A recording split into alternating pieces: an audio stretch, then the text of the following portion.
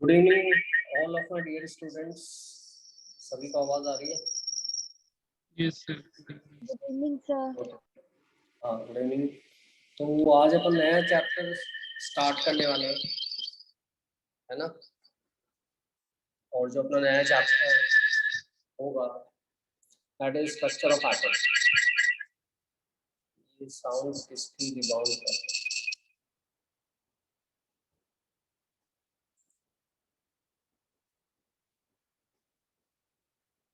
आवाज आ रही है नहीं से? किसी का माइक ओपन है क्या?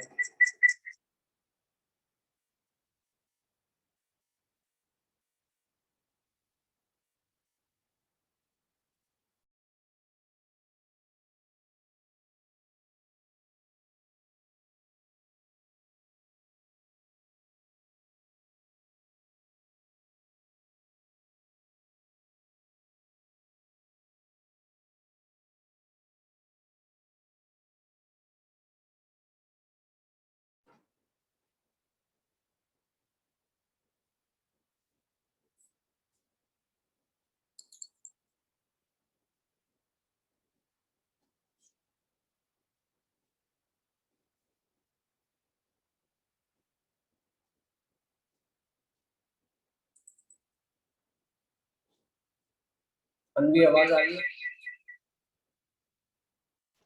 यस सर, बट बीच में एको हो रही है। हाँ, पता नहीं क्यों हो रही, क्या हो रहा है। एक मिनट, या तो मैं वापस से ज्वाइन करता हूँ।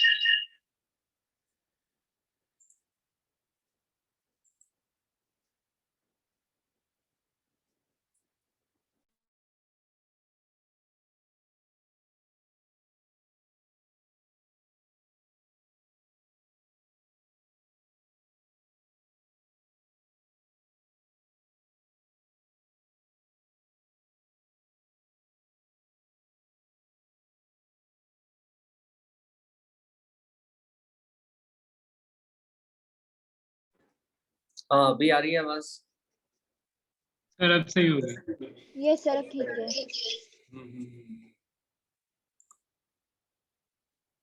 हाँ, एक मिनट।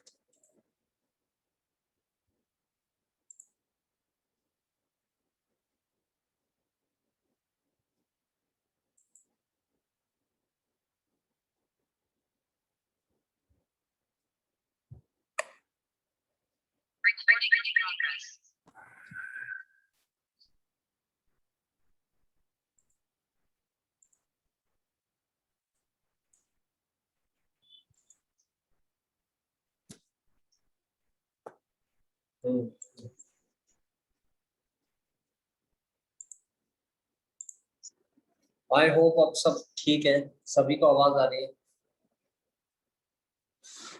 ठीक है। जी sir. Okay, let's start with a new chapter, structure of atom. ठीक है, तो स्ट्रक्चर ऑफ एटम में अपन को क्या करना है, क्या क्या पता है स्ट्रक्चर ऑफ एटम के बारे में? कौन बताएगा मेरे को? कितना याद है?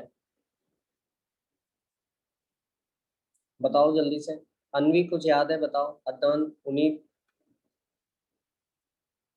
सर हमें पता है कि सर एटम्स स्मॉलेस्ट पार्टिकल्स होता है और उसमें इलेक्ट्रॉन्स, न्यूट्रॉन्स और प्रोटॉन्स होते हैं। अच्छा, और उनीब आपको क्या पता है?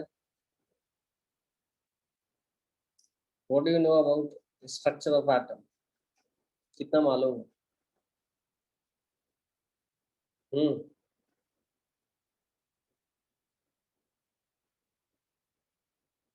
अदनान बताओ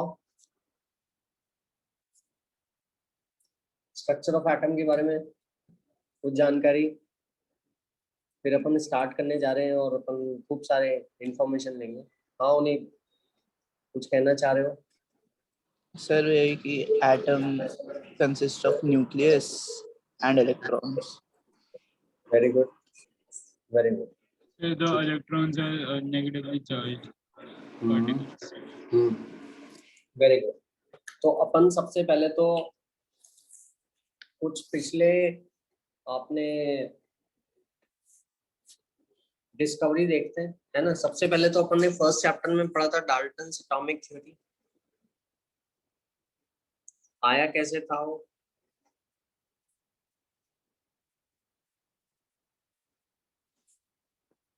अपन ने देखा कि लॉज ऑफ केमिकल कॉम्बिनेशन थे।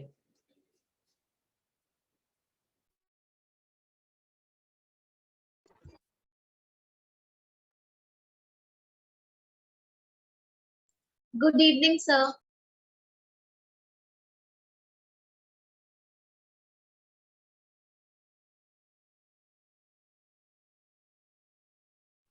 सर आपकी आवाज नहीं आ रही, आप म्यूटेड हो।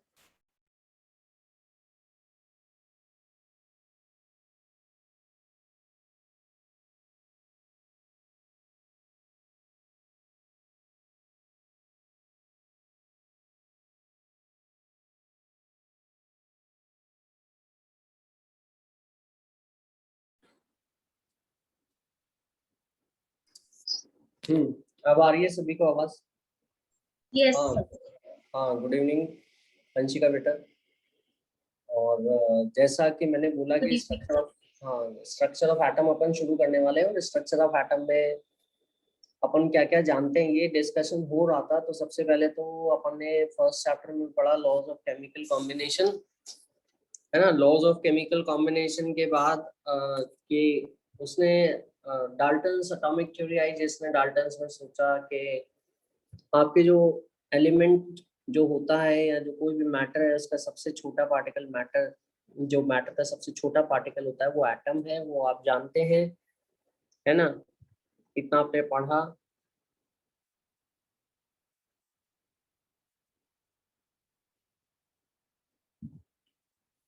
Dalton's atomic theory,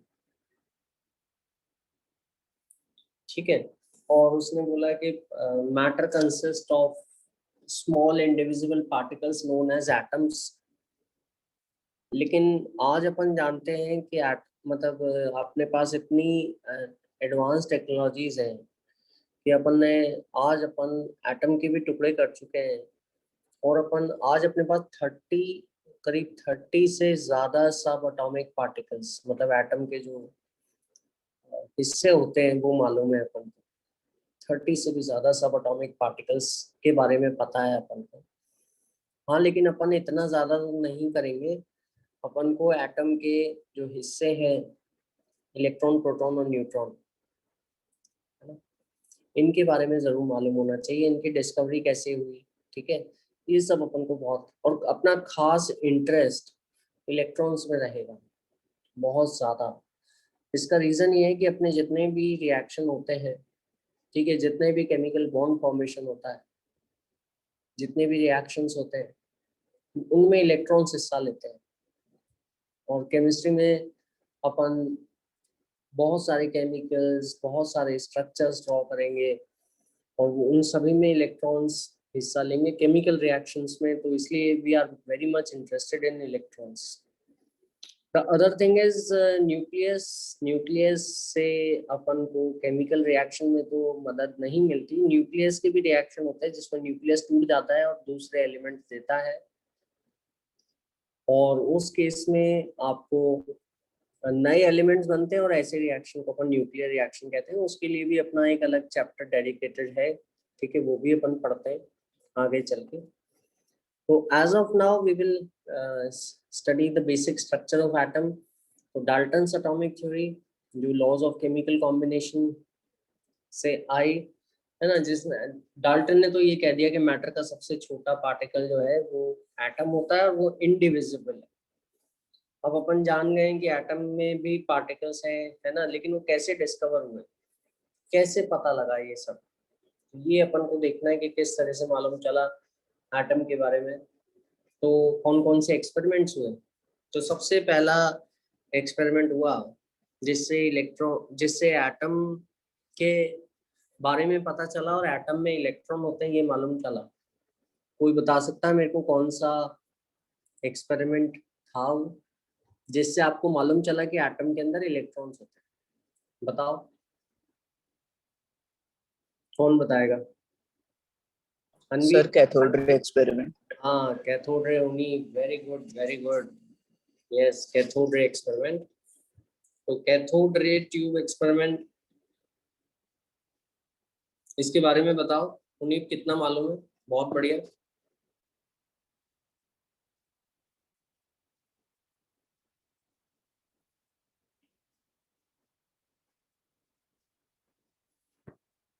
cathode ray tube जो है अपने जो पुराने टीवी आते थे, देखा होगा आपने जिनका, और जो पुराने मॉनिटर्स आते थे कंप्यूटर के, है ना, वो बहुत बड़े होते हैं एक्चुअली। देखा कि नहीं देखा? उन्हीं पुराने टीवी जो होते थे जिसके बड़े बड़े मॉनिटर होता था, या पुराने कंप्यूटर के, आजकल तो अपने पास एलसीडी एलईडी है, तो उसमें कैथोड रे ट्यूब होती थी।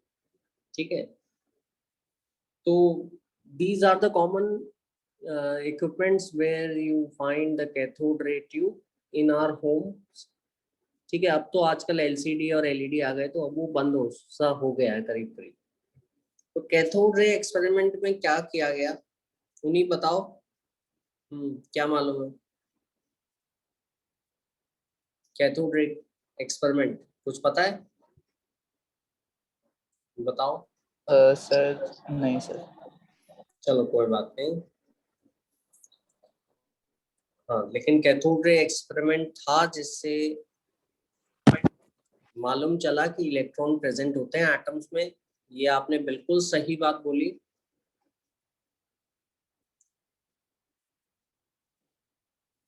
तो कैथोड रे ट्यूब बनाने के लिए ये जो एक सेटअप है ये अपन तैयार करेंगे। इसमें तो ग्लास ट्यूब लेंगे, ठीक है। ग्लास ट्यूब को अपन हाई वोल्टेज से कनेक्ट कर देंगे,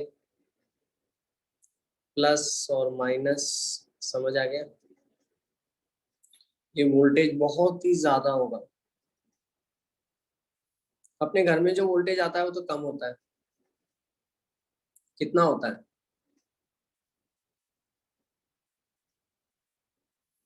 कितना होता है अपने घर में वोल्टेज? 220 240 वोल्ट्स होता है ना। तो यहाँ पे अपन 10,000 वोल्ट लगा रहे हैं, ठीक है। दोनों प्लस और माइनस से कनेक्ट कर दिया। दो टर्मिनल होते हैं अपने प्लग में, अपन जानते ही हैं। यहाँ पे 10,000 वोल्ट लगाया और यहाँ पे गैस भरी,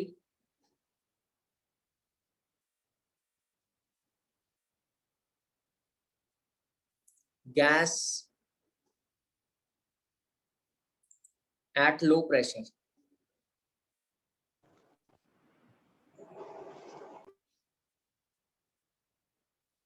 गैस एट लो प्रेशर मतलब आपने गैस भरी या वैक्यूम, वैक्यूम से most of the gas, vacuum pump से मोस्ट ऑफ द गैस को सक आउट कर दिया, बहुत थोड़ी सी गैस ही बची, ठीक है। और जब ये वोल्टेज लगाया तो ये ट्यूब जो है आपकी ये ग्लो करने लगी, ठीक है। और ग्लो करने लगे इस, तो इसमें कुछ तो हो रहा होगा अंदर, क्या हो रहा है, ठीक है। इसको जानने के लिए कुछ एक्सपेरिमेंट्स किए गए और डिटेल में, जिससे पता लगा कि अंदर क्या हो रहा है। एक्चुअली अंदर जो है एक stream of particles, stream of particles flow कर रहा है, स्ट्रीम ऑफ पार्टिकल्स फ्लो कर रहा है। और इस स्ट्रीम ऑफ फ्लोइंग पार्टिकल्स को बोला गया कैथोड रेस।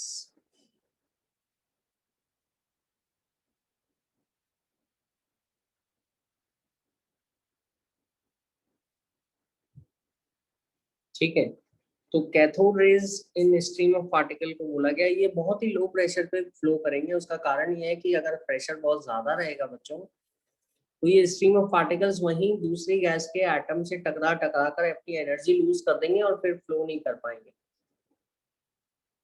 तो ये फ्लो जब ही करेंगे आयुष, जब ये प्रेशर बहुत कम रखोगे, बहुत थोड़े से एटम बचेंगे गैस के, तो गैस में से कुछ स्ट्रीम ऑफ पार्टिकल निकलेंगे। इन स्ट्रीम ऑफ पार्टिकल को बोला गया कैथोड रेज, ठीक है। और जब ये फ्लो स्टार्ट होगा तो आपकी ट्यूब ग्लो करने लग जाएगी। ये कैथोड रेज एक्चुअली, इनका नाम किस लिए दिया गया है, क्योंकि ये कैथोड से निकल रहे हैं, they are coming out of the cathode, that's why they are named as cathode rays, ठीक है। और ये जो कैथोड रेज है, आज अपन ये बात जानते हैं, ठीक है, लेकिन पहले के लोग ये बात नहीं जानते थे, ठीक है। Cathode rays is nothing but it is a fast moving stream of electrons. ये इलेक्ट्रॉन्स है।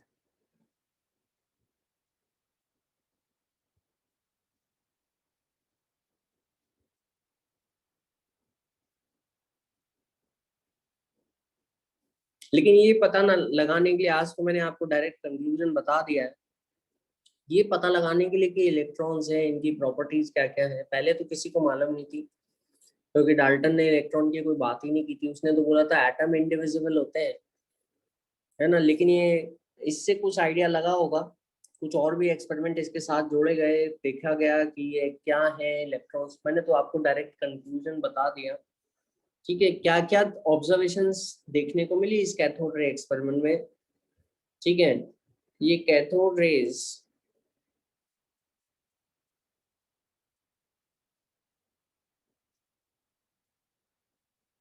they travel in a straight line।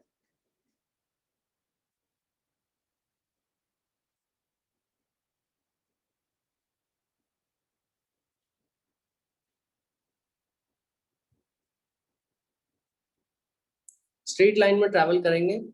कहाँ से निकलेंगे? कैथोड से निकल के एनोड पे जाएंगे, पॉजिटिव नेगेटिव से निकल के पॉजिटिव की तरफ जाएंगे, फ्रॉम कैथोड टू एनोड।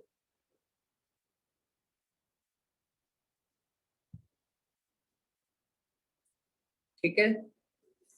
अब दूसरी चीज ये भी देखने को मिली कि स्ट्रेट लाइन में ट्रैवल कर रहे हैं। इसके बाद ये देखने को मिला कि यहाँ पर अगर आप एक और इलेक्ट्रिक प्लेट्स लगा दें, है ना, परपेंडिकुलर टू द डायरेक्शन, तो ये डिफ्लेक्ट हो जाएंगे। मान लो ये अपनी कैथोड रेज है, ठीक है।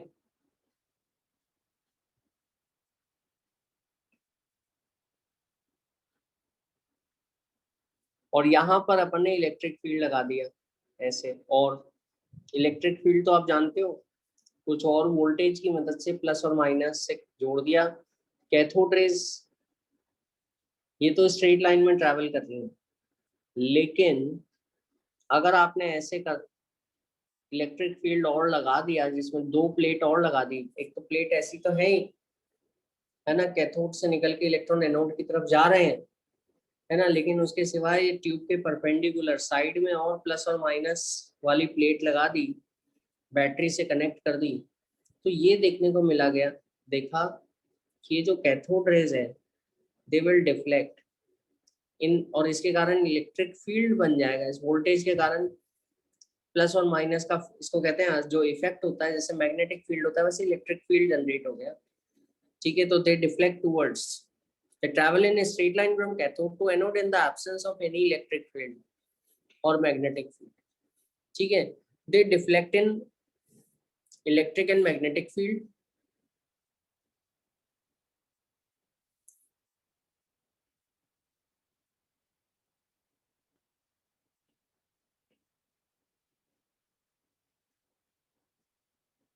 और इसी तरह से अगर आप मैग्नेट लगा दोगे, जैसे कैथोड रे ट्यूब ये है ना, अपन ने मैग्नेटिक यो इधर लगा दिया, इधर ऊपर और नीचे, तो ये मैग्नेटिक फील्ड में भी डेविएट हो जाते हैं, डिफ्लेक्ट हो जाती हैं। They deflect in electric and magnetic field.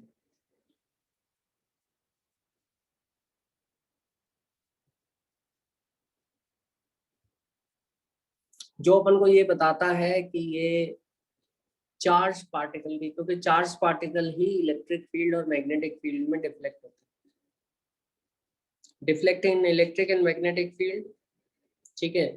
और किस तरफ डिफ्लेक्शन होता है, जैसे आपने क्लास 10 में फ्लेमिंग लेफ्ट हैंड रूल और वो सब पढ़े थे, है ना, किस तरफ डिफ्लेक्शन होता है, ठीक है, इससे इनका चार्ज भी पता लगाया जा सकता है।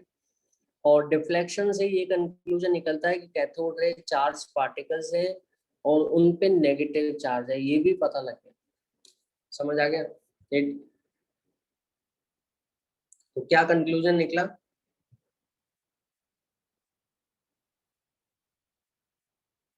cathode rays consists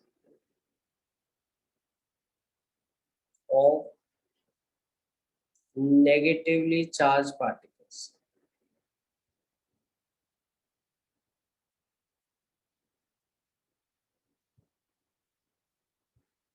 समझ में आ गया? नेगेटिवली चार्ज पार्टिकल्स होंगे, आया कि नहीं आया समझ में बच्चों? आ है गया ना? सर। हाँ, पॉजिटिव प्लेट की तरफ डिफ्लेक्ट होता है तो नेगेटिवली चार्ज पार्टिकल्स होंगे इसमें। ठीक है, ये सबसे इंपॉर्टेंट बात है। मैग्नेटिक फील्ड में भी डिफ्लेक्शन यही बताता है कि नेगेटिवली चार्ज पार्टिकल्स होंगे। ठीक है, दूसरी चीज है कि कैथोड रेज होती है मैकेनिकल इफेक्ट प्रोड्यूस करती हैं।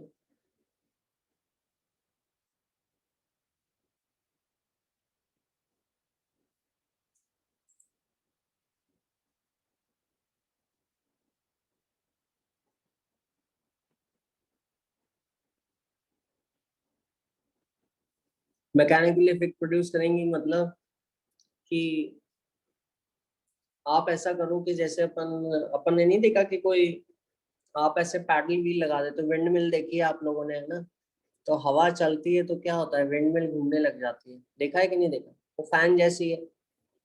ठीक है, तो यहाँ पे कैथोड रे के बीच में भी अगर आप ऐसे कोई पैडल व्हील रख दोगे जिसपे इस तरह के हैं, जैसे कैथोड रे के पार्टिकल आएंगे और इस पे बहुत हल्का पैडल व्हील होना चाहिए छोटा सा, वो इससे टकराएंगे और ये ऐसे घूमने लग जाएगा।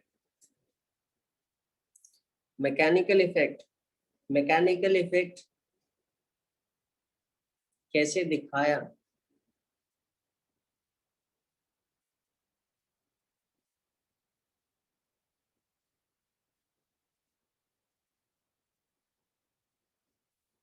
Rotation of light paddle wheel से दिखाया। तो एक कैथोड रे अगर इस तरह से चल रही है ना, बीच में एक हल्का सा ऐसे पैडल व्हील बना दिया, बहुत हल्का होना चाहिए, बहुत छोटा इस तरह का, तो कैथोड रे के पार्टिकल्स इससे टकराएंगे। ठीक है, और ये बहुत धीरे धीरे घूमना स्टार्ट कर देगा। इससे ये पता लगता है भारी नहीं होना चाहिए, वरना क्या होगा फिर अपन इसको नहीं घुमा पाएंगे। तो ये ऐसे रोटेशन स्टार्ट कर देगा। तो these rays produce mechanical effect, and how you can show the mechanical effect? When you keep a light paddle wheel in their path, it will start rotating. ठीक है, और दूसरी चीज है, ये कॉमन चीज है जो आपने देखी होगी, ये जो कैथोड रेज है इनका पता सबसे पहले तो ऐसे लगा, ये सब चीजें तो बाद में हुई। सबसे पहले जो पता लगा कि ग्लो प्रोड्यूस करती हैं। ठीक है, यहाँ पे क्या करा अपन ने, इस तरफ दूसरी तरफ एक मटेरियल आता है, कंपाउंड आता है जिंक सल्फाइड। ठीक है, ये जिंक, ये फॉस्फोरेसेंट मटेरियल होता है, जिंक सल्फाइड यहाँ पे लगा दिया टेस्ट ट्यूब के दीवारों पर।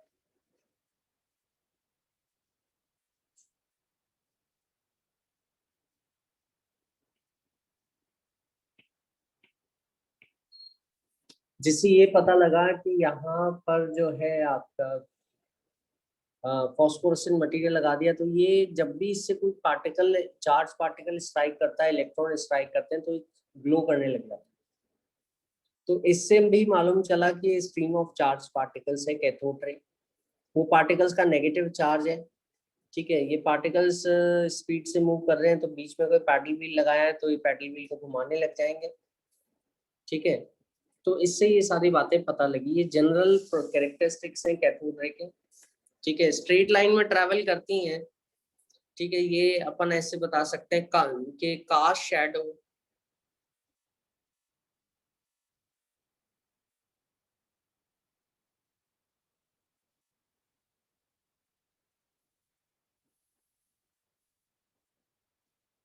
कास्ट शैडो, शैडो कास्ट करेंगे क्या होगा कि अगर आपको ऐसा ऑब्जेक्ट लगा दो बीच में, ठीक है, और पीछे लगा दो स्क्रीन।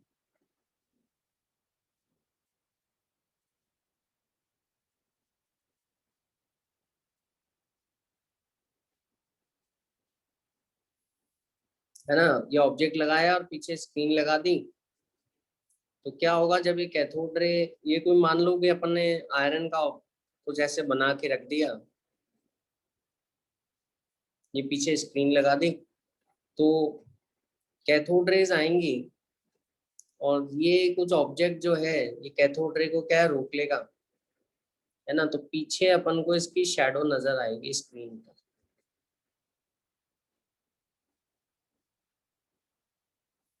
समझ में आ गया अनवी? ये शैडो ऑफ द ऑब्जेक्ट नजर आएगी। ये शैडो से ये पता चलता है कि कैथोड रे सीधी चलती हैं, सीधी चलती हैं तो ये पार्टिकल, अगर ये ऑब्जेक्ट ऐसा है तो ये रोक लेंगे और पीछे शैडो हो जाएगी, तो कास्ट शैडो, ठीक है, because they travel in the straight. समझ आ गया? अब जो ये तो चलो फिजिकल कैरेक्टरिस्टिक्स हो गई। अब एक सबसे इम्पोर्टेंट बात जो है, मतलब हीटिंग इफेक्ट भी प्रोड्यूस करती है, बहुत सारी बातें हैं इससे रिलेटेड, क्योंकि fast moving stream of particle, इनमें एनर्जी होगी तो हीटिंग इफेक्ट तो प्रोड्यूस करेगी। तो बहुत सारी बातें ये चल रही हैं। Properties of cathode ray experiment, है ना, जे थॉमसन ने 1897 में स्टडी की थी, ठीक है। लेकिन जो सबसे इम्पोर्टेंट बात है, आप हीटिंग इफेक्ट भी लिख सकते हो, क्योंकि वो तो स्ट्रीम ऑफ पार्टिकल्स है तो हीटिंग तो करेंगे ही, है ना। लेकिन जो सबसे इम्पोर्टेंट बात है वो ये है कि ये जो nature of cathode ray particles है, ये इस बात पे निर्भर नहीं करता कि आपने गैस कौन सी भरी है ट्यूब में। यहाँ पे कोई भी गैस भरी हो, हाइड्रोजन, हीलियम, नियॉन, ये कैथोड रे जो ट्यूब है, इसके कैथोड रे जो बनेगी इसमें, वो कैथोड रे हमेशा एक जैसी बनेगी। समझ आया? चाहे आपने यहाँ पे जो इलेक्ट्रोड कहते हैं इसको, जो अपन लगाते हैं यहाँ पर इलेक्ट्रोड कहते हैं, आपने पढ़ा भी होगा अपनी जूनियर क्लासेस में, इलेक्ट्रोड्स का एक्सपेरिमेंट भी आपने पढ़े होंगे या किए भी होंगे, है ना। तो यहाँ पे इनको इलेक्ट्रोड कहते हैं। तो कैथोड रे जो नेचर है कि अपन ये पढ़ रहे हैं, ये सारे पॉइंट्स, ये निर्भर नहीं कर रहा है, it does not depend upon the nature of the electrode, it does not depend upon the nature of the gas taken inside the tube. तो इससे क्या मतलब निकला, अनवी बताओ?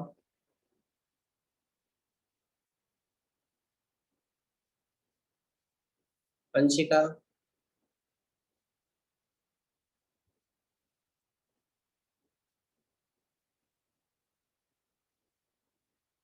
अदनान,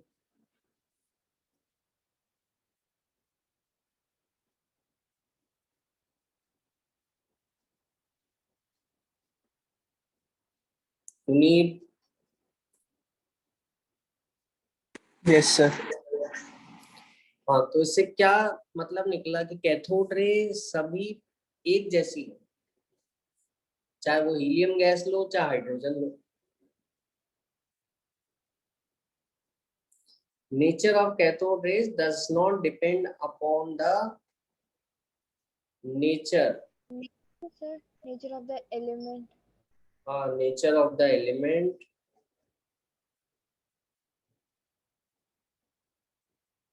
या गैस या इलेक्ट्रोड। इसका मतलब ये निकला कि जो आपके कैथोड रे के जो पार्टिकल्स हैं वो हर गैस में एक जैसे, और ये जो पार्टिकल्स हैं ये फंडामेंटल पार्टिकल है। फंडामेंटल पार्टिकल मतलब हर एलिमेंट में मौजूद होंगे, तभी हर एलिमेंट से हर गैस लेके आप कैथोड रे बना पा रहे हो, ठीक है। ये सबसे इंपॉर्टेंट पॉइंट है इसका,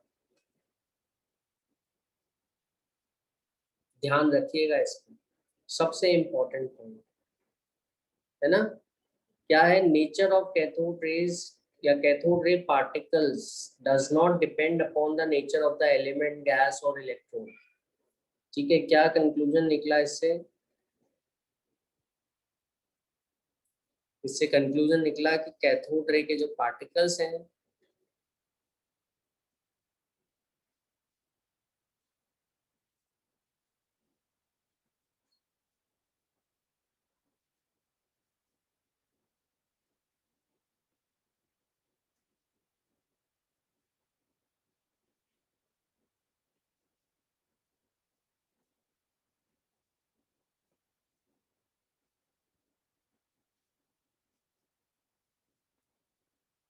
और फंडामेंटल पार्टिकल्स।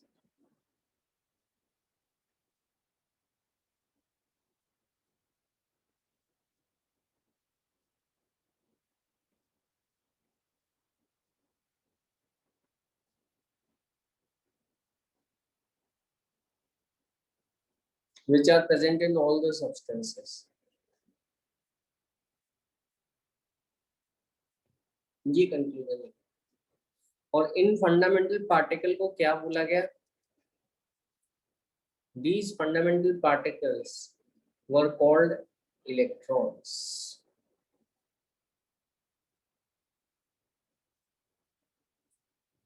इनको इलेक्ट्रॉन्स बोला गया, है ना, क्योंकि नेगेटिवली चार्ज पार्टिकल है। तो कैथोड रे कुछ और नहीं बल्कि fast moving stream of electrons है। समझ आया? जो हर, और ये जो पार्टिकल्स हैं ये एटम में, हर एटम में मौजूद है, हर एलिमेंट में मौजूद है। तो ये फंडामेंटल पार्टिकल्स है। ठीक है, ये गैस पे निर्भर नहीं कर रहे। आप कोई भी गैस लोगे उसमें ये होंगे। ठीक है, इन पे चार्ज सेम ही रहेगा हर गैस के अंदर। ठीक है, प्रॉपर्टीज कैरेक्टरिस्टिक सेम ही रहेंगी। तो फिर ये फंडामेंटल पार्टिकल्स हैं जो हर मैटर के फॉर्म में प्रेजेंट होते हैं। ये कंक्लूजन निकला। नेगेटिवली चार्ज पार्टिकल है। अब अपने को टेंशन शुरू हो गई, एक बार डिस्कवरी हो गई कि इनका नेगेटिव चार्ज है कितना। समझ आया? तो नेगेटिव चार्ज एकदम तो मालूम नहीं चला। इसको जानने के लिए भी एक बार ये तो मालूम चलेगा कि नेगेटिव चार्ज है, क्योंकि वो पॉजिटिव की तरफ मुड़ जाती है, पॉजिटिव प्लेट की तरफ डिफ्लेक्ट होती है। ये वाला मैग्नेटिक फील्ड में भी डिफ्लेक्ट होती है। वो मैग्नेटिक फील्ड में भी फ्लेमिंग रूल लगाते हैं अपन, उससे ये पता पड़ता है कि कैथोड रे पे नेगेटिव चार्ज है। ठीक है, तो लेकिन ये नेगेटिव चार्ज है कितना इन पार्टिकल्स पे, ये कैसे पता लगा? तो ये पता लगाने के लिए एक और एक्सपेरिमेंट किया गया, कैथोड रे एक्सपेरिमेंट। उसमें उसको कहते हैं E/m रेशियो निकाला गया। जो एक्सपेरिमेंट किया गया उससे चार्ज मालूम नहीं चला अनफॉर्चुनेटली, है ना। उससे चार्ज और मास, इलेक्ट्रॉन के चार्ज को मैं ई कह रहा हूँ और इलेक्ट्रॉन के मास को एम कह रहा हूँ या एम ई कह रहा हूँ। ठीक है, उसका पता लग गया कि चार्ज, इलेक्ट्रॉन का चार्ज डिवाइडेड बाय इलेक्ट्रॉन का मास कितना है। चार्ज तो नहीं पता लगा, ये अभी बताता हूं मैं आपको। तो E/m रेशियो ऑफ इलेक्ट्रॉन्स। तो इसको भी वापस से कैथोड रे एक्सपेरिमेंट ही किया था। तो कैथोड रे एक्सपेरिमेंट में इसकी ट्यूब इस तरह से ले ली। ये कैथोड है, ये एनोड है, ये प्लस है ना। ये माइनस वाली ट्यूब है।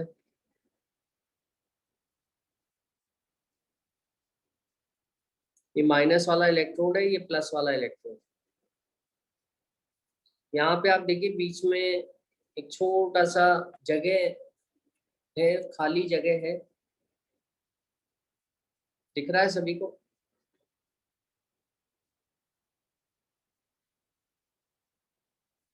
इस खाली जगह छोड़ने का एक अपना कारण है। ये माइनस है और ये जो है इसका एंड प्लस वाला एंड है। ये ऐसे कनेक्ट कर दो आप।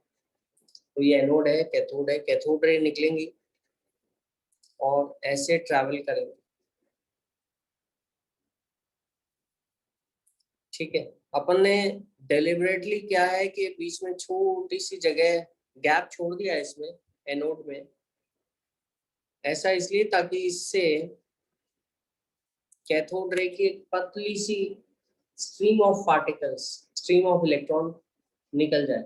मतलब ये बिल्कुल छलनी जैसा है ना, सीव जैसा। इसने क्या करा, मैक्सिमम जो बहुत सारे पार्टिकल्स चले आ रहे थे है ना, उनको तो रोक लिया, एक पतली सी स्ट्रीम ऑफ पार्टिकल्स को जाने दिया, क्योंकि ये बहुत छोटा सा होल है ना, इससे अपन को स्टडी करना आसान होगा। अच्छा, फिर यहाँ पर क्या है कि ये जो कैथोड रे ट्यूब है, इस तरफ इस पे स्क्रीन लगा दी गई है, इधर की ओर राइट हैंड साइड पे। कैथोड रे को पहले तो एनोड में से निकलने की जगह दी, ठीक है, ठीक है, और यहाँ पे स्क्रीन लगा दी, और स्क्रीन पे जैसा कि मैंने बताया था पता लगाने के लिए कि पार्टिकल्स किधर है, ठीक है, यहाँ पे जिंक सल्फाइड लगा दिया, जिंक सल्फाइड की कोटिंग कर दी। अगर आप अपने पुराने टीवी में देखोगे, पुराना जो टीवी होता है ना, उसमें पीछे खोलते हैं अगर उसको, बॉक्स को, तो इसी तरह का स्ट्रक्चर दिखता है। या पुराना जो कंप्यूटर का मॉनिटर होता है, उसको भी जब आप ओपन करते हो तो इसी तरह का स्ट्रक्चर देखने को मिलता है। तो यहाँ पे क्या हुआ कि ऐसे कोटिंग लगा दी, ठीक है, और ये स्क्रीन लगा दी, स्क्रीन पे जिंक सल्फाइड कोटिंग कर दी ताकि पता लग जाए कि भाई कि कोई पार्टिकल आएगा किधर जा रहा है वो मालूम पड़ जाएगा। ये कैथोड रे की स्ट्रीम ऑफ, पतली सी स्ट्रीम ऑफ कैथोड रेज है, ठीक है। अब मैंने क्या करा, अब देखो यहाँ पर मैंने लगाया, फिर से लगा दिया एक प्लस और माइनस का इलेक्ट्रिक फील्ड और लगा दिया।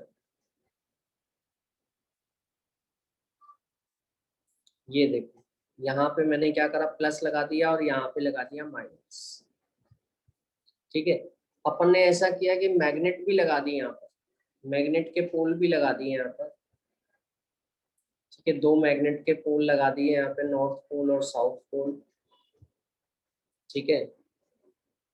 क्यूब के आर पार लगाए हैं, ये दिख रहा है सभी को। ये मैग्नेटिक फील्ड लगा दिया, ये मैग्नेटिक फील्ड जो है ये मैग्नेट है ना, इसमें नॉर्थ पोल है, साउथ पोल है, ठीक है, नॉर्थ पोल साउथ पोल इस तरह से लगा दिए ये।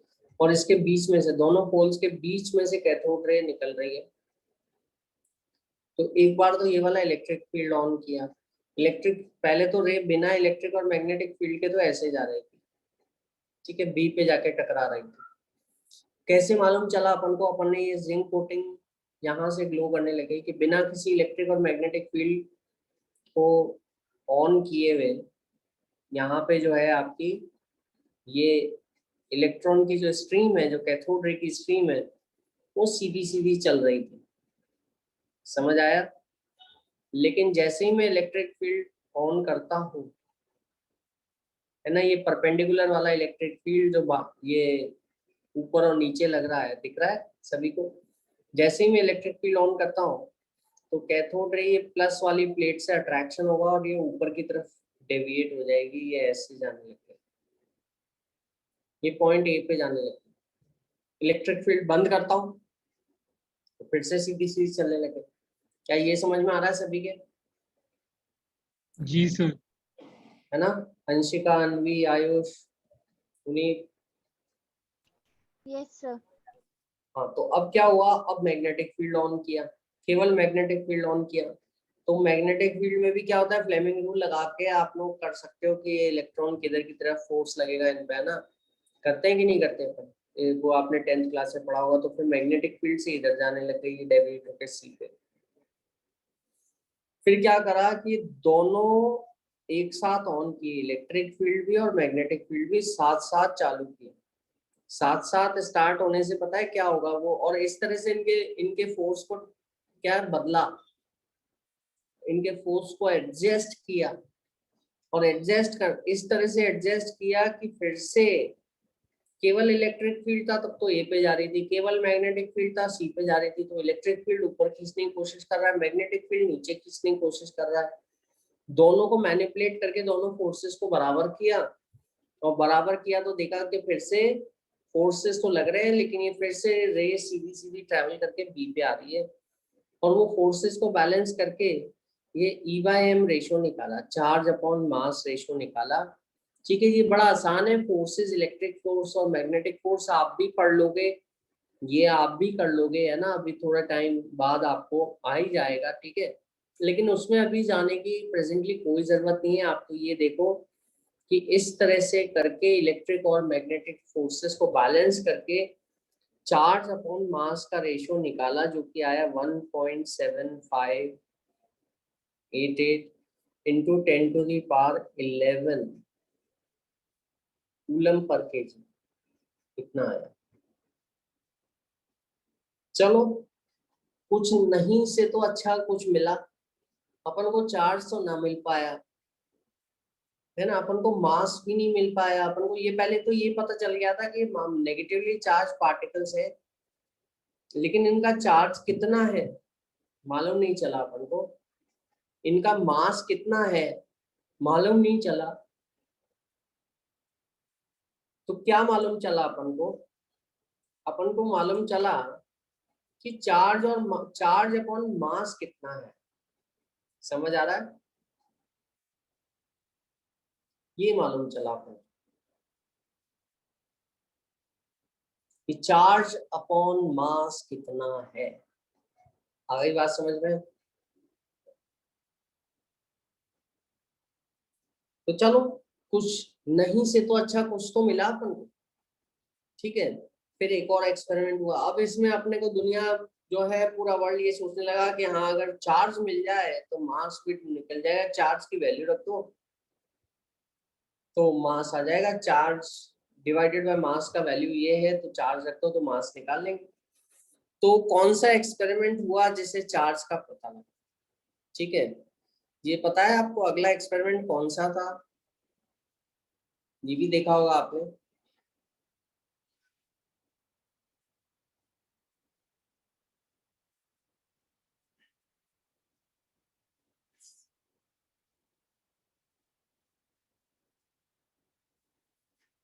Mulliken oil drop experiment. Mulliken oil drop experiment में क्या पता लगा?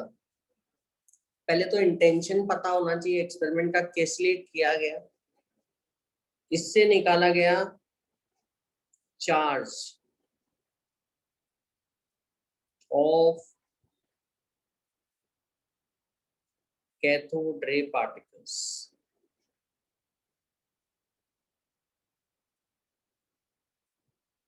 या इलेक्ट्रॉन्स।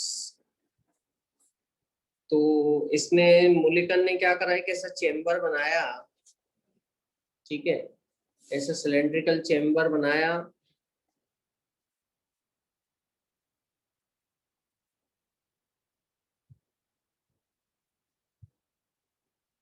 इस चेम्बर में उसने एक ऑयल का स्प्रे लगा दिया। स्प्रे लगा दिया, इसको ऑटोमाइजर भी कहते हैं अपन।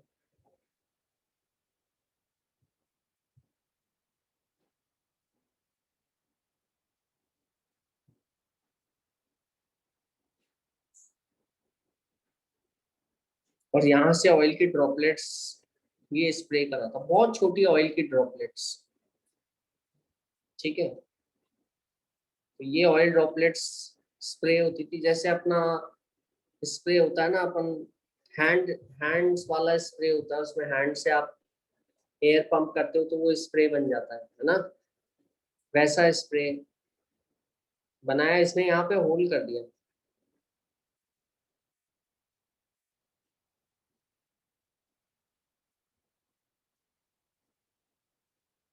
इसने यहाँ पे होल कर दिया, और ये प्लेट है, प्लेट में छोटा सा होल कर दिया ताकि ये सेलेक्ट कर सके कि कौन सा ऑयल का ड्रॉप नीचे जा रहा है। केवल बहुत छोटा सा होल किया, जो बीचों बीच वाला ऑयल का ड्रॉप होगा वही इसके थ्रू, होल के थ्रू नीचे जाएगा। यहाँ इधर दो प्लेट लगाई, प्लेट को प्लस और माइनस से कनेक्ट कर दिया। ठीक है, इधर एक विंडो लगाई, उसमें से एक्सरे डाली ताकि हवा में आयंस बन जाए। है ना, इलेक्ट्रॉन्स बन जाए। अच्छा ये जो ऑयल ड्रॉपलेट है ये नीचे गिरते गिरते, अच्छा यहाँ पे उसने माइक्रोस्कोप लगा लिया तो यहाँ से वो बैठ के देख रहा था,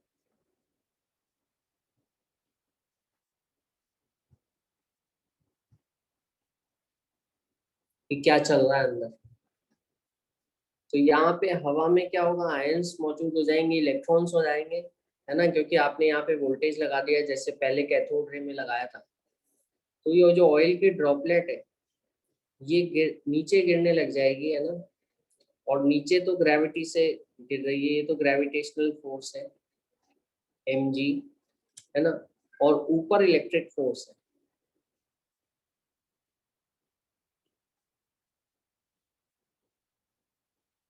नीचे ग्रेविटेशनल फोर्स है। तो इसने क्या करा, यहाँ पे जो प्लस और माइनस का वोल्टेज है इसको वेरी करके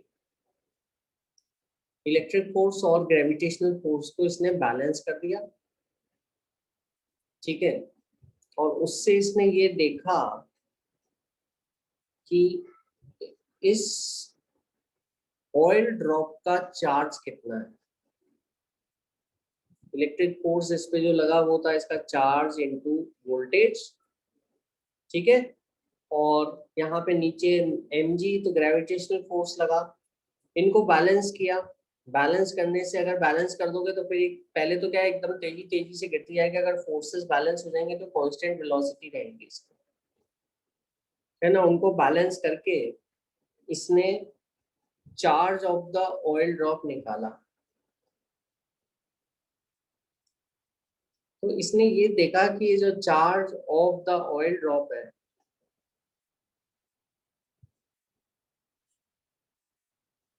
ये हमेशा इलेक्ट्रॉन के चार्ज का होल नंबर मल्टीपल देखने को मिला।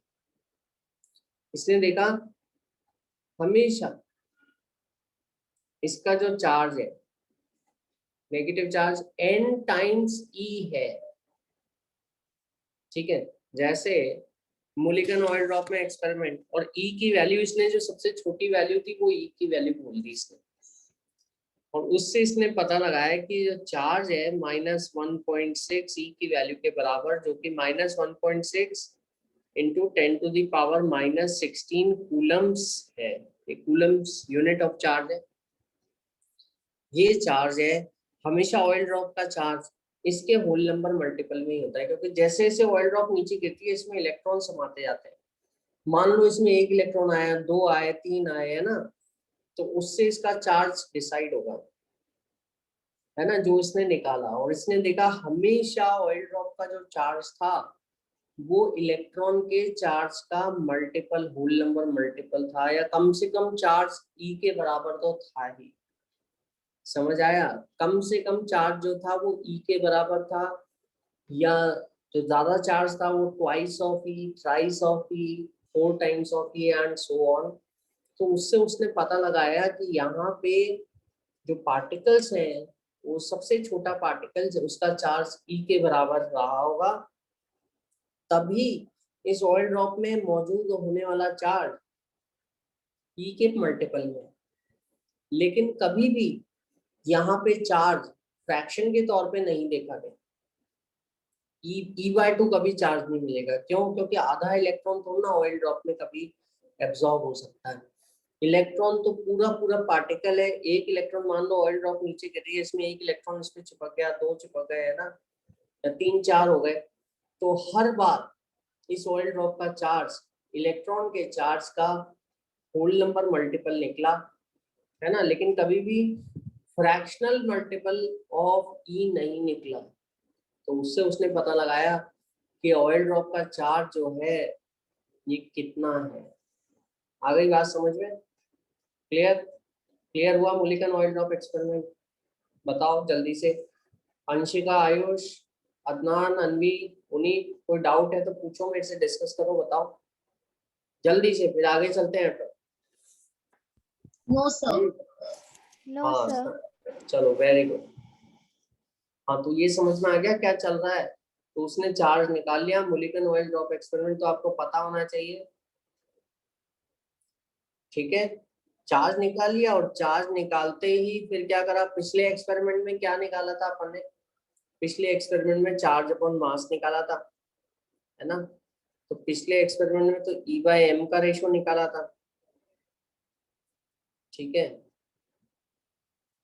E/m का रेशो निकाला था जो कि था 1.7588।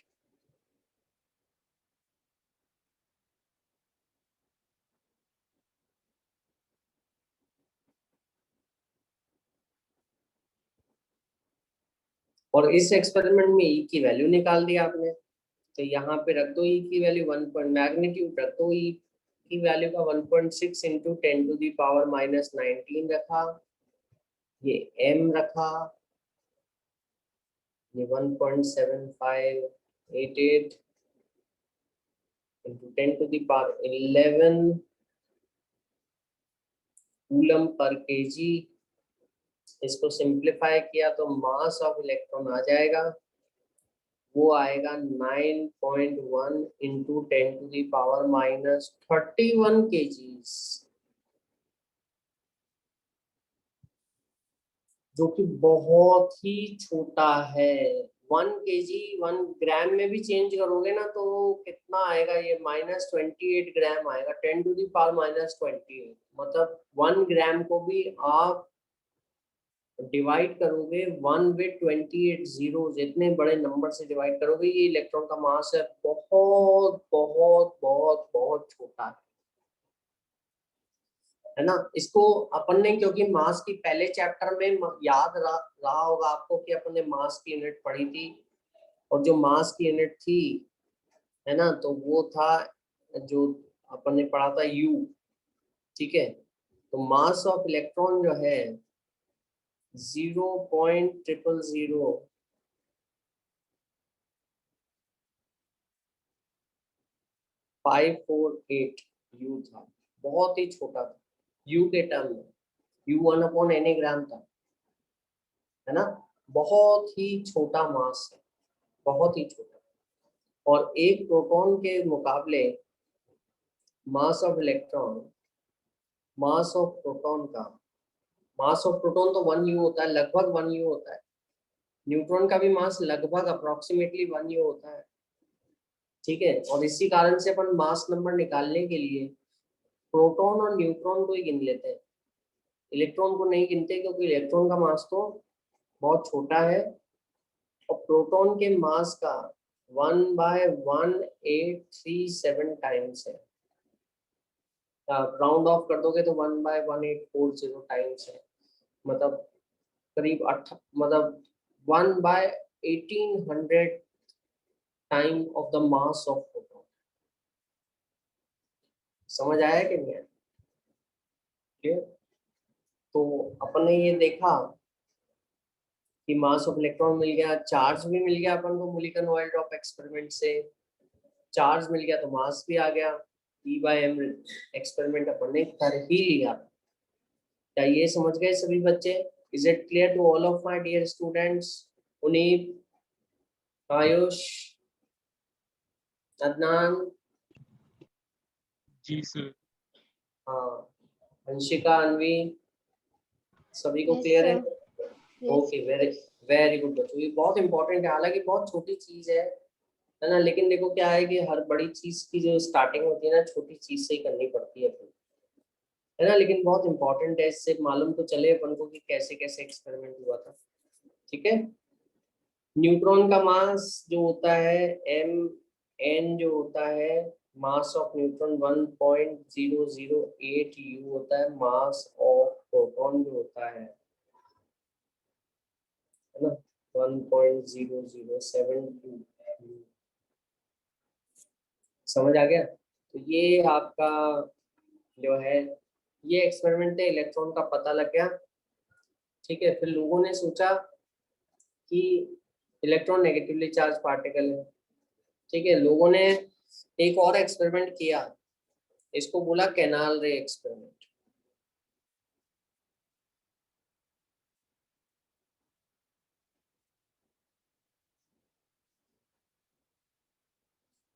ठीक है, किसी ने दिमाग लड़ाया कि ये जो एलिमेंट है, ये जो मैटर है, ये तो न्यूट्रल है। अगर ये न्यूट्रल है और इसमें से कैथोड रे निकल जाते हैं या इलेक्ट्रॉन्स निकल जाते हैं, तो बचे हुए हिस्से का चार्ज क्या रहा होगा? बचे हुए हिस्से का चार्ज क्या होगा? वो पॉजिटिव होगा। तो कोई पॉजिटिव चार्ज पार्टिकल्स भी रहे होंगे जिनको खोजना चाहिए, जिनको पता लगाना चाहिए, है ना। तो यही कैथोड रे एक्सपेरिमेंट वापस से करा, लेकिन इस बार क्या करा, इस तरह से करा इसको,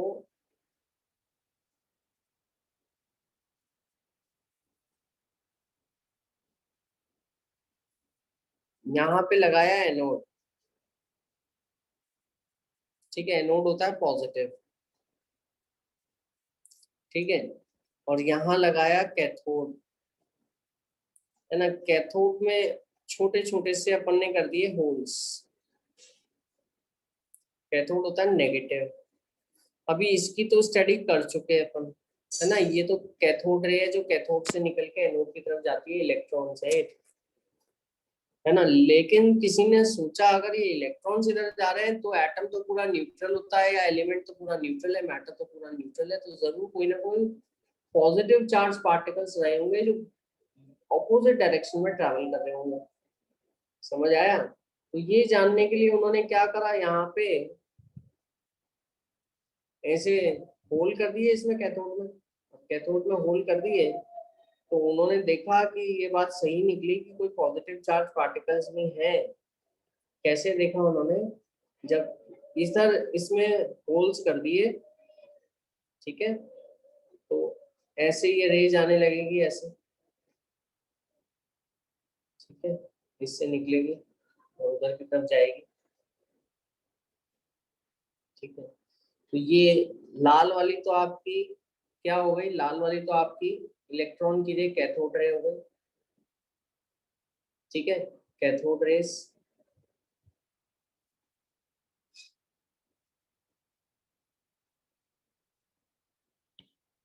ठीक है, और दूसरी हो गई आपकी एनोड रेस। यहाँ पे जिंक सल्फाइड की कोटिंग कर दी पता लगाने के लिए कि क्या चल रहा है, ठीक है। दूसरी तरफ एनोड रेस हो गई।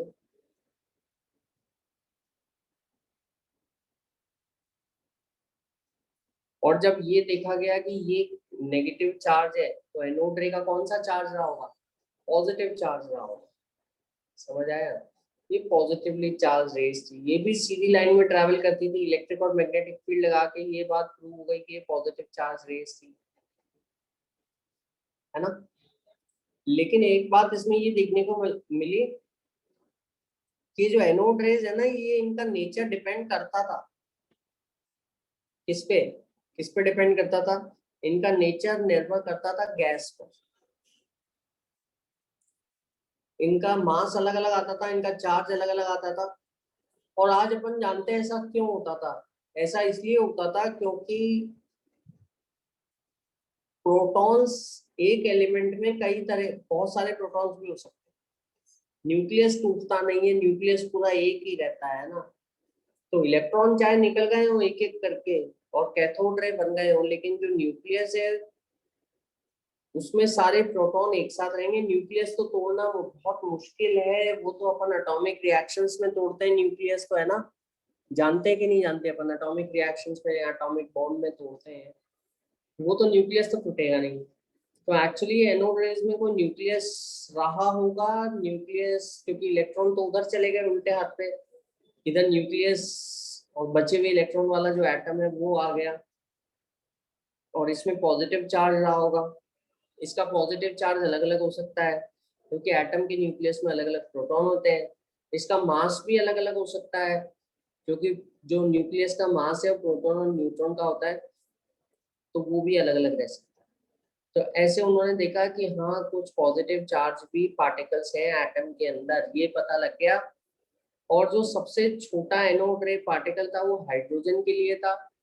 हाइड्रोजन जो है आपको, हाइड्रोजन में केवल एक ही प्रोटॉन होता है, तो वो इसका फंडामेंटल पार्टिकल माना गया, जो पॉजिटिवली चार्ज एनोड रेस का पार्टिकल सबसे छोटा पार्टिकल।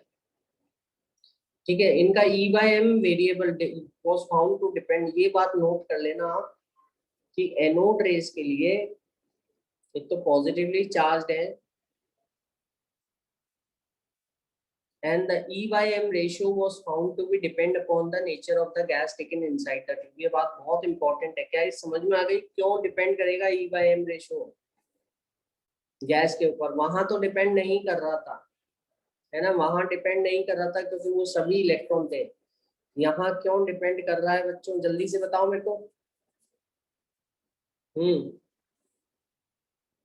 कौन बताएगा मेरे को? Why the E by M charge और मास का रेशियो निर्भर कर रहा है गैस कौन सी ली है, कौन बताएगा? अनवी बताओ मेरे को।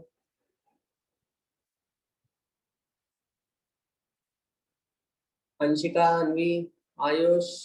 सर क्योंकि हम इसमें एनोड रेस भी है। और एनोड रे में क्या होता है? एनोड रे में न्यूक्लियस होता है ना। देखो ये एटम है, आज तो अपन जान गए सारी बातें, है ना। ये प्लस प्लस न्यूक्लियस है ना, और ये इलेक्ट्रॉन है बाहर, है ना। ये तो आप जानते ही हो, है ना, क्योंकि पढ़ चुके हो। तो एक एक करके इलेक्ट्रॉन निकल के कैथोड रे बन जाते हैं, तो ये हिस्सा एनोड रे में चला जाता है, ये हिस्सा है अंदरूनी इलेक्ट्रॉन। तो एनोड रे का चार्ज अलग अलग रहेगा हर बार, उसका मास भी अलग रहेगा क्योंकि एलिमेंट टू एलिमेंट अलग अलग प्रोटॉन होंगे। लेकिन इससे प्रॉब्लम तो सॉल्व हो गई। कैसे सॉल्व हुई? कि हाइड्रोजन के लिए सबसे छोटा, हाइड्रोजन में क्योंकि एक ही प्रोटॉन होता है, तो हाइड्रोजन के लिए ये पता लगाया गया कि ये सबसे छोटा है, तो हाइड्रोजन के लिए उससे पता लगा कि प्रोटॉन का चार्ज कितना होगा। समझ आ गया? क्लियर?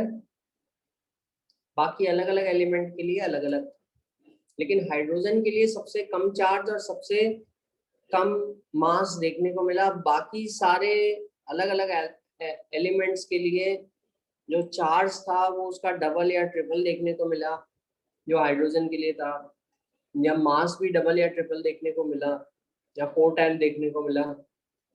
जिससे ये पता लग गया कि ये जो है आपका मतलब पॉजिटिवली चार्ज पार्टिकल्स हैं एटम में, और वो कुछ फिक्स नंबर में मौजूद है ना। अलग अलग एटम में अलग अलग पॉजिटिवली चार्ज पार्टिकल्स हो सकते हैं, ये पता लगा। इस कारण से उसमें एनोड रे के मास अलग अलग आ रहे थे, चार्ज अलग अलग। क्या ये समझ में आया? उन्नीत समझ में आया कि नहीं आया? उन्नीत और अदनान बताओ जल्दी से। Yes sir. है ना, तो उससे ये काफी हद तक समझ में आ गया। तो ठीक है, अब आगे की बात पूरी तो नहीं, काफी हद तक बातें क्लियर हो गई, लेकिन अभी तक ये पता नहीं चल पाया कि एटम के अंदर कुछ ऐसे पार्टिकल्स भी मौजूद हैं जिन पे कोई चार्ज नहीं है, वो न्यूट्रल पार्टिकल्स हैं। अभी तक ये मालूम नहीं चला है ना। तो अगली चीज जो अपन पढ़ने जा रहे हैं वो भी बहुत छोटी सी है, डिस्कवरी। ये तो कैनाल रेस से किसकी डिस्कवरी हुई?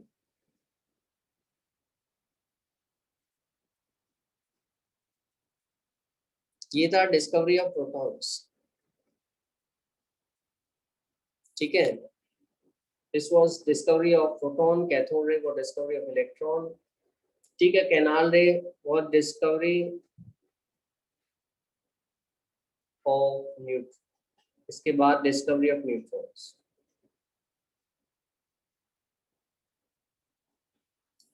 ठीक है, न्यूट्रॉन जो है आपके शैडविक ने डिस्कवर किए थे।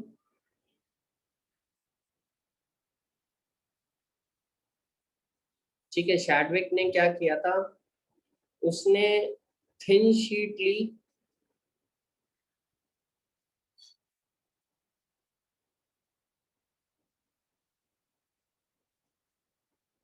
थिन शीट किसकी ली?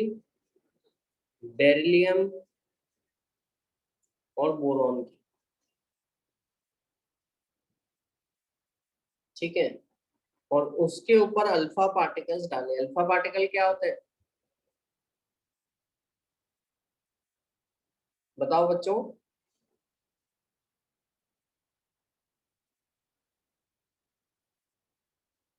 Sir positively charged particles. हाँ, पॉजिटिवली चार्ज पार्टिकल्स होते हैं। और कैसे आप सोच सकते हो उनको, ठीक है।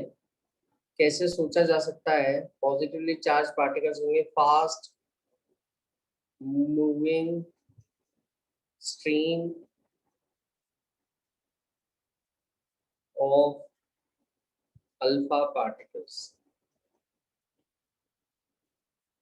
ठीक है। फास्ट, उस पे हीलियम के न्यूक्लियस जो होता है वो होता है, वो अल्फा पार्टिकल हीलियम का न्यूक्लियस होता है। तो हीलियम में क्या होता है, 2 प्रोटॉन और 2 न्यूट्रॉन रहते हैं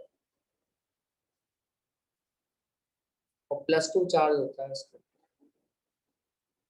ये अल्फा पार्टिकल होता है। हीलियम के एटम में से उसके इलेक्ट्रॉन सारे हटा दो तो न्यूक्लियस बचेगा, वो होगा, ठीक है। तो ये अल्फा अल्फा पार्टिकल है, इसको अल्फा रेज कहते हैं। अब ये बेरिलियम या बोरॉन पे डाली है ना, इससे इनका रिएक्शन हो गया। रिएक्शन क्या, इनके न्यूक्लियस में बदलाव हो गया। उसने देखा कि अल्फा पार्टिकल डाला उसने बेरिलियम पर, तो ये बेरिलियम का एटम, क्योंकि ये कुछ इसके प्रोटॉन न्यूट्रॉन इसमें जाके जुड़ जाएंगे, ये बन गया कार्बन। इसका एटॉमिक नंबर 6 है और एटॉमिक मास 12 है। और एक कुछ न्यूट्रल पार्टिकल्स निकले, न्यूट्रल पार्टिकल्स निकले। उसने देखा कि सम न्यूट्रल पार्टिकल्स वर इवॉल्व।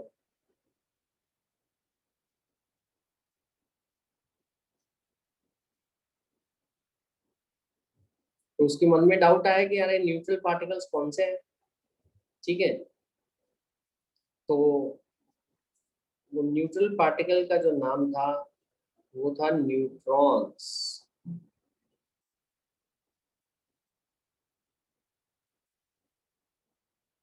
समझ आ गया? ऐसे बोरॉन पे भी डाला उसने, तो बोरॉन से नाइट्रोजन बन गया और कुछ न्यूट्रॉन निकले, न्यूट्रल पार्टिकल्स निकले। He observed the evolution of neutral particles and these neutral particles were called as neutrons. तो इससे अब अपन को सारे पार्टिकल्स मालूम पड़ गए कि एटम में कुछ पॉजिटिवली चार्ज पार्टिकल्स होते हैं जो आपके एनोड रे बनती है, जिससे कुछ नेगेटिवली चार्ज पार्टिकल होते हैं जिससे कैथोड रे बनती है और उनको इलेक्ट्रॉन कहते हैं, और कुछ न्यूट्रल पार्टिकल्स होते हैं जिनको अपन न्यूट्रॉन कहते हैं। न्यूट्रॉन और पॉजिटिवली चार्ज पार्टिकल को अपन प्रोटॉन कहते हैं। मास लगभग एक जैसा होता है, प्रोटॉन पे +1 चार्ज होता है, +1 1 यूनिट ऑफ पॉजिटिव चार्ज कहलाता है, लेकिन उसको असल में कूलम में एक्सप्रेस करो तो इलेक्ट्रॉन के बराबर प्लस में चार्ज होगा। इलेक्ट्रॉन जितना ही चार्ज होगा लेकिन वो वैल्यू प्लस में लिखोगे, 1.6 इंटू 10⁻⁻19 कूलम, +1.6 या प्लस ई कह दो उसको। इलेक्ट्रॉन का जो चार्ज है उसको कह दो माइनस ई कह दो।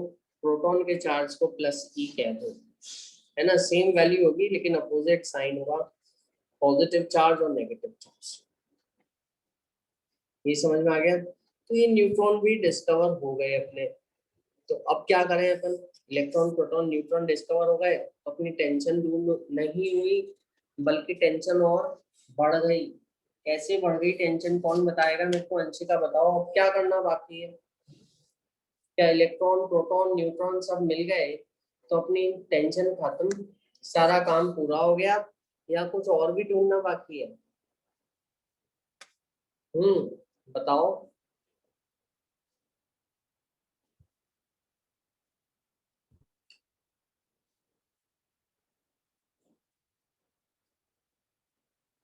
हाँ, कि अगर इलेक्ट्रॉन प्रोटॉन न्यूट्रॉन मिल गए तो अब अपने मन में दूसरी टेंशन आ गई कि इलेक्ट्रॉन प्रोटॉन न्यूट्रॉन एटम में है कहाँ पर, ये तो बताओ। एटम में किस तरह से अरेंज्ड है, एटम का स्ट्रक्चर क्या है? आया कि नहीं आया समझ में? तो अगली टेंशन अब अपन को जो सॉर्ट आउट करनी है, अनवी क्या करनी है?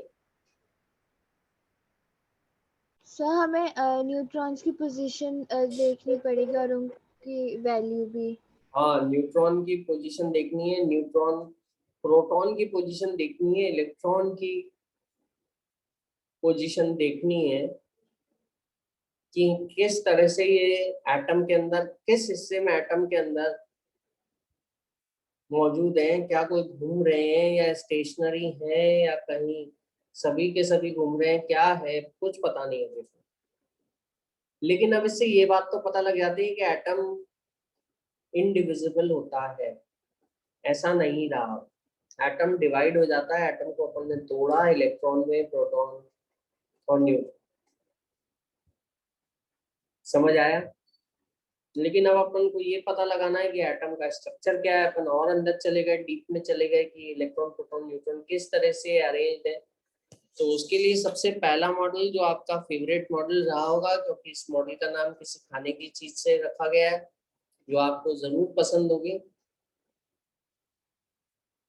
ठीक है। और ये थॉमसन ने दिया था, ठीक है, थॉमसन मॉडल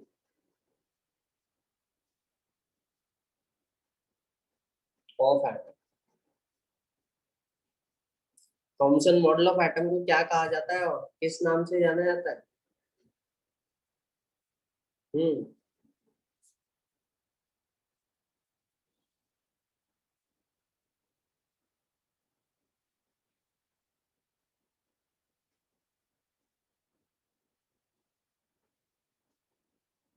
प्लम पुडिंग नाम से जाना जाता है ना, वाटरमेलन मॉडल नाम से जाना जाता है।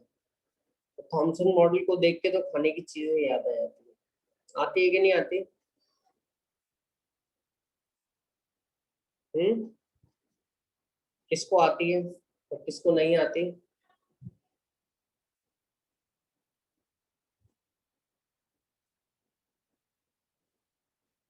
जल्दी बताओ। सर क्या? वाटर में, हाँ मैंने ये बोला कि थॉमसन मॉडल को तो देखकर खाने की चीजें याद आ जाती है ना, प्लम यस पुडिंग, सर।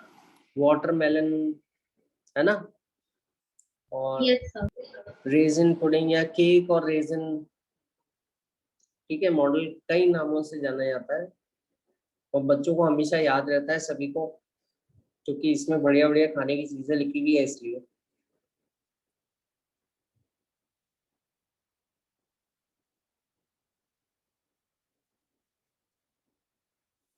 ठीक है, तो उसने इस तरह से बनाया था कि ये तो एटम है, ठीक है, और इसमें ये इलेक्ट्रॉन्स है। इलेक्ट्रॉन यूनिफॉर्मली डिस्ट्रीब्यूटेड है,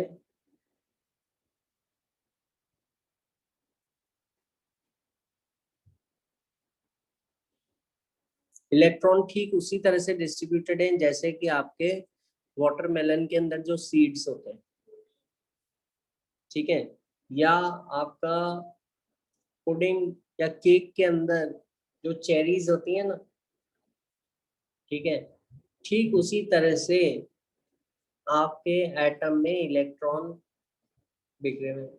जैसे आपके केक में चेरीज, या वाटरमेलन के अंदर सीड, या पुडिंग के अंदर प्लम, है ना, या रेजिन, पुडिंग में रेजिन, ठीक है। तो बड़ा बढ़िया मॉडल है ना, सुनने में भी बहुत अच्छा लग रहा है ना, भूख भी बढ़ जाएगी एकदम। लेकिन क्या ये सही निकला, है ना? नो इसने ये सर। तो, हाँ ये तो सही नहीं निकला, क्योंकि इसने ये तो बता दिया कि एटम इलेक्ट्रिकली न्यूट्रल है।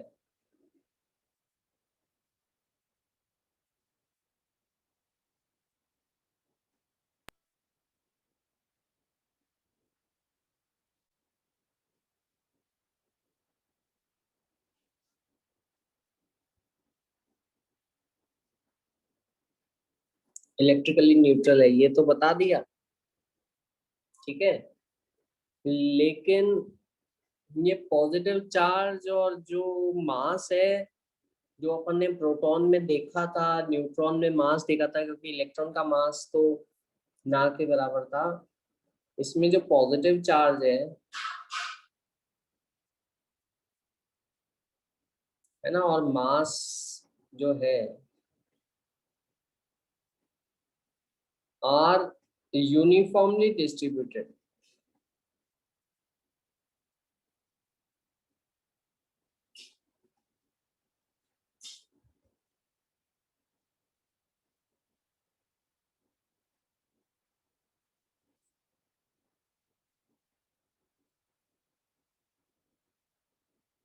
Uniformly distributed throughout the atom. समझ आया? पॉजिटिव चार्ज और मास जो है, इलेक्ट्रॉन तो ऐसे एम्बेडेड है, ठीक है। पॉजिटिव चार्ज यूनिफॉर्मली डिस्ट्रीब्यूटेड है, मास यूनिफॉर्मली डिस्ट्रीब्यूटेड है उसका, ठीक है। ओवरऑल इलेक्ट्रिकल न्यूट्रलिटी इसने समझा दी।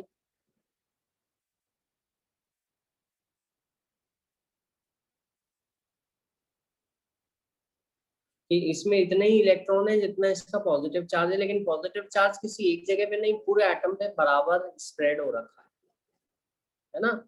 Overall electrical neutrality was explained. अब एक्सप्लेन तो कर दी, लेकिन ये सही है कि नहीं है? ये सही नहीं है ना। तो अगला मॉडल अपना कौन सा था, बताओ जल्दी से। Sir Rutherford. हाँ बेटा, रदरफोर्ड गोल्ड फॉइल एक्सपेरिमेंट।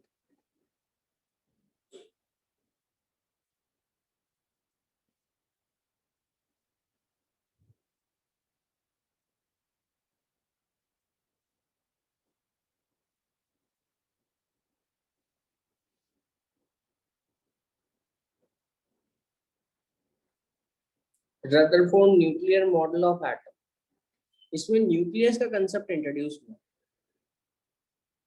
जो पहले नहीं पता था। न्यूक्लियस का कंसेप्ट थॉमसन मॉडल में जो ड्रॉबैक है, दिख रहा है आपको? नो न्यूक्लियस वाज प्रेजेंट, ये ध्यान रखना।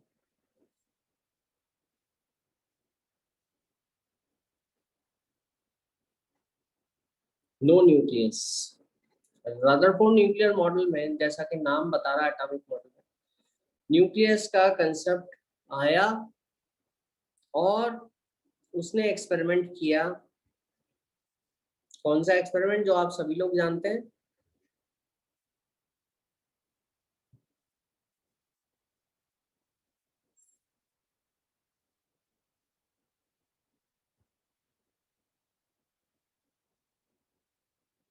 रदरफोर्ड गोल्ड फॉइल एक्सपेरिमेंट, है ना।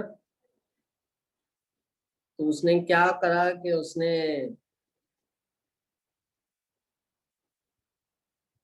एक stream of alpha particles generate किया। पहले तो अल्फा पार्टिकल अभी अभी अपन ने देखा ही था, रेडियो एक्टिव मटेरियल होते हैं जिससे लगातार रेडिएशंस निकलते हैं जो एटम बॉम्ब में भी प्रेजेंट होते हैं। ये जो रेडिएशंस हैं, है ना, ये इसने ऐसे एक पतला सा ओपनिंग रखी, उसको स्लिट कहते हैं अपन, उससे गुजरेंगे। ये अल्फा रेज है।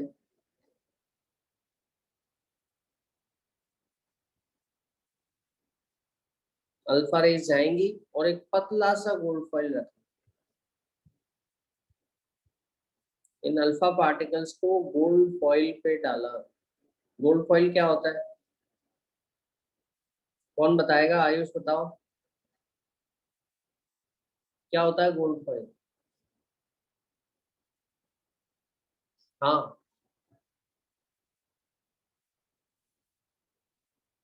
क्या होता है गोल्ड फॉइल? पतला सा, बिल्कुल जैसे अपने एल्यूमिनियम फॉइल,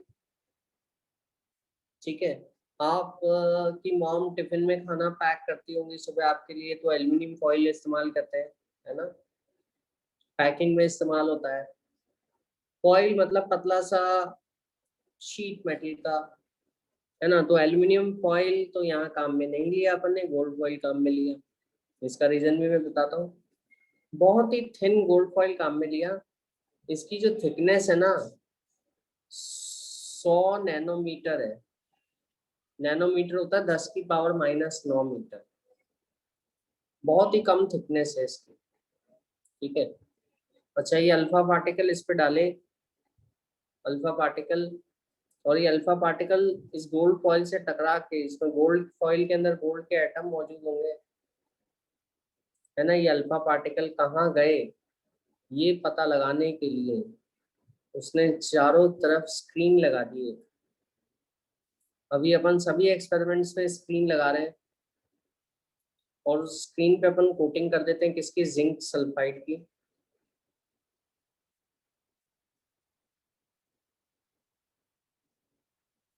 जिंक सल्फाइड की कोटिंग कर देते हैं, है ना। तो अल्फा पार्टिकल इससे क्या हुआ, अधिकतर अल्फा पार्टिकल निकल गए, कुछ थोड़े बहुत ऐसे गए, है ना, कुछ इधर भी आ गए हल्के से। अब कितने अल्फा पार्टिकल कहाँ गए, इससे उसने पता लगाया कि ये गोल्ड के एटम कैसे रहे होंगे। ठीक है, तो इस इस गोल्ड फॉइल का अगर एनलार्ज व्यू मैं देखना चाहूंगा तो ये ऐसा होगा।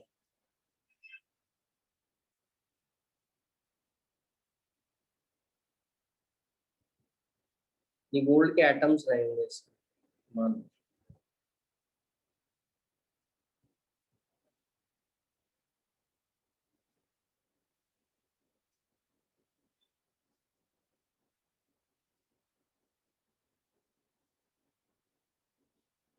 ठीक है, इसी गोल्ड फॉइल का एनलार्ज व्यू बता रहा हूँ मैं आपको, और ये आपके अल्फा पार्टिकल्स इससे गुजर रहे हैं।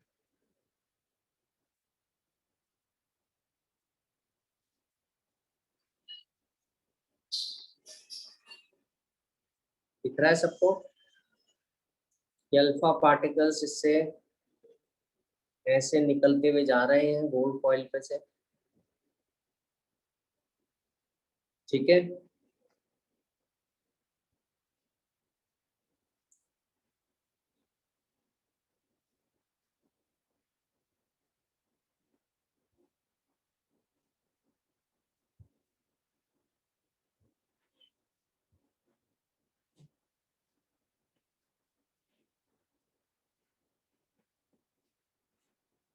ये गोल्ड फॉइल है।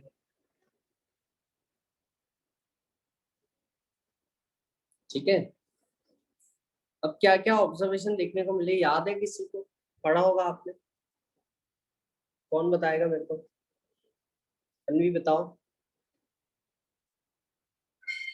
क्या क्या ऑब्जर्वेशन देखने को मिले, याद है अदनान? सर हमने देखा कि जो पार्टिकल्स थे अल्फा पार्टिकल्स वो आधे डिविएट हो रहे थे, आधे स्ट्रेट लाइन में जा रहे थे और आधे टकराकर वापस आ रहे थे। हाँ, लेकिन वो आधे नहीं और थे सिर्फ जो बेटा। मतलब कि सर नंबर वेरी कर रहा था और बीच से हाँ मोस्टली सब स्ट्रेट लाइन से जा रहे थे। हाँ, very good very good. Most of the alpha particles, है ना, most of the alpha particles pass through the gold ray without facing any deflection or any change in their directions. ठीक है, most of the alpha particles, है ना, most of the alpha particles passed through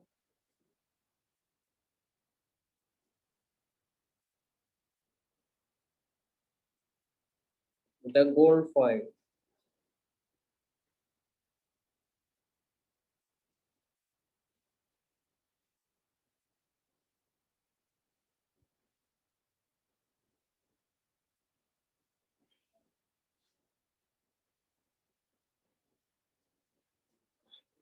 Without facing any deflection, most of the alpha particles ऐसे कैसे सीधे ही निकल गए।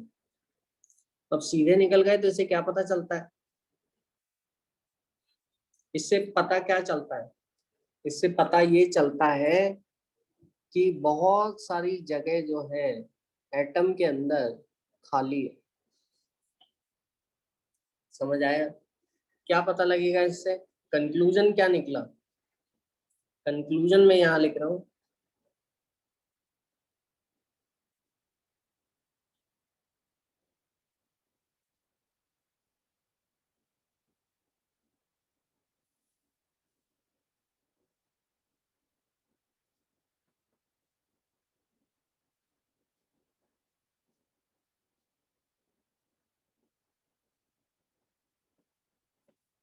Most of the space in an atom is empty. तभी तो खाली जगह है, तभी तो पार्टिकल सारे के सारे ऐसे ही निकल गए, है ना। समझ आ गया? Is it clear? Most of the space in an atom is empty. Maximum particles pass through the gold foil without any deflection, straight. They pass through it in a straight line. ठीक है. दूसरा, small fraction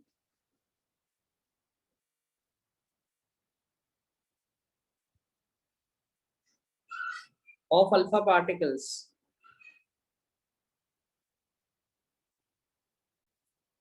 deviated या deflected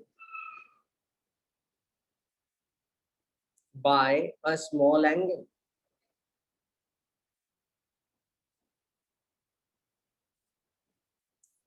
कुछ alpha particle में थोड़ा सा deviation हुआ, जैसे ऐसे आता आता हल्का सा ऐसे हो गया, हल्का सा डेविएशन, थोड़े से अल्फा. ऐसे पार्टिकल्स भी बहुत ही थोड़े थे, है ना, बहुत कम अल्फा पार्टिकल्स थे, है ना, जिसमें स्मॉल एंगल का डेविएशन देखा गया, अपने रास्ते से सीधे से चलते हुए थोड़ा सा डिफ्लेक्ट हुए.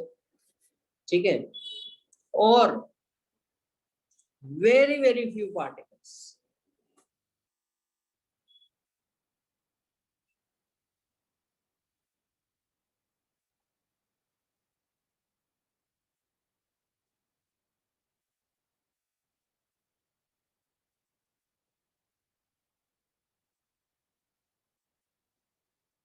recoiled back. Recoiled back या अपन बोलेंगे retraced their original path.